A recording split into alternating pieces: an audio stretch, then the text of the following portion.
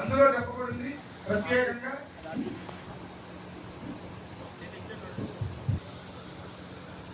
నస్మరంతి గణాధిప, గణపతిని స్మరించకుండా ప్రారంభించేది సృష్టి. ఎలా ఉన్నది అన్నారు? ఆ సృష్టి ఎలా ఉన్నది అంటే చాలా వికారంగా కరాళంగా ఉన్నది. అంటే ఉదాహరణకి కనీసం మన మానవ శరీరం ఈ ఆకృతిలో లేదు. ఈ కళ్ళుంటి, ఈ ముక్కిట్లు, చెవిటు, చెయ్యటు అంతా అస్తవ్యస్తంగా ఉన్నది. ఏదో చిన్నపిల్లలు చూడండి బొమ్మ చేస్తే ఎలా ఉంటుందో ఆ రకంగా ఉంటుంది. అన్నీ చేశాడు ఆ రోజు కల్పం. అంత కల్పం అంటే కల్పించబడింది చేసింది, అన్నీ చేశాడు. అలా వెనక్కి తిరిగి చూసుకున్నాడు, అంతా చాలా వికారంగా కరాళంగా ఉన్నాడు. అదే ఏమిటి ఇలా ఎందుకు జరిగింది అనుకున్నాడు. మళ్ళా కాదు కదా, అయ్యో నేను ఆ క్షణం అలా చేసేపడిపోతే బాగున్నాయి, వీడు నాతో ఉండేవాడే, వాడు నాతో ఉన్నాడు, ఇవన్నీ మనం అనుకోవడానికి భగవంతుడి దగ్గర వెళ్ళిపోదాం.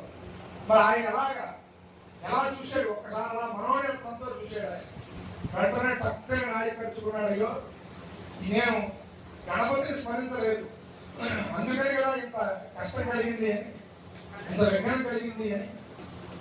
విఘ్నతాంత నివారణ ఇతరులు విఘ్నాన్ని విఘ్నప్యాల కుల ప్రవర్తకుడు విఘ్నేవ పంచారణ విఘ్నాతుంగీ ప్రభేదన కలి విఘ్నాంతి భవ విఘ్నాలు గగన ప్రచండ భవనో విఘ్నేశ్వర పాలన అని గణపతిని స్మరణ చేసి సృష్టిని మళ్ళీ ప్రారంభిస్తే ఈ రోజు మనకి ఎంత అందమైన సృష్టి కంటే కనబడుతూ ఉన్నాయి.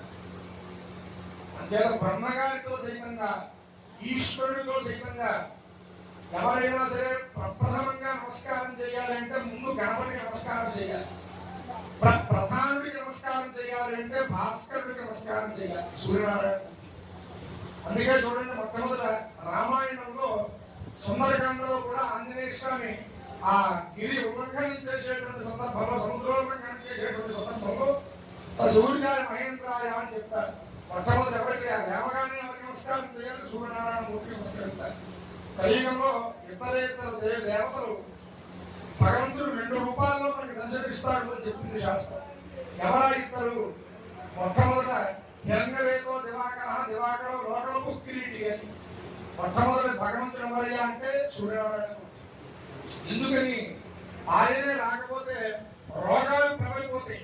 చూడండి, వారం 10 రోజులు ఏ తుఫాను పడితే మలేరియా జ్వరాలు తగులుకుంటాయి. ప్రతి వాడు డోసులు కోర్సులు అన్ని వాడవలసింది.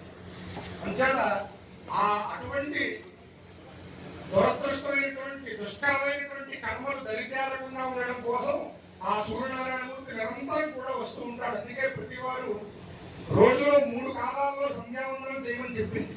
సంధ్యావందనము అంటే కేవలం బ్రాహ్మణులకో, క్షత్రియులకో, వైశ్యులకో సంబంధించింది కాదు. ప్రతి వారు సంధ్యావందనం చేయాలి, సూత్రాలతో సైతంగా. ఎలా చెయ్యాలి? మంత్రాలు రాలేదు. ఆ సమయానికి నిద్రలే